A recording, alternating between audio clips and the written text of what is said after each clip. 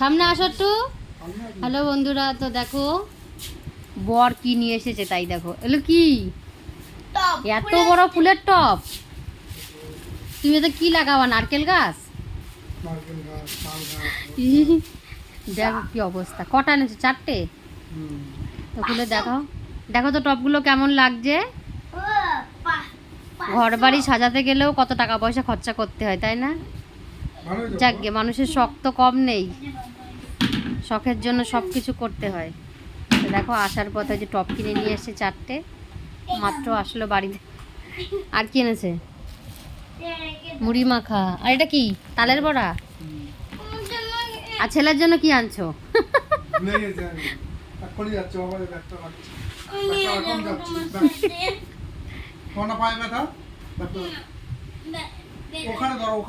ওর পায়ে ব্যথা পেয়েছে দেখো।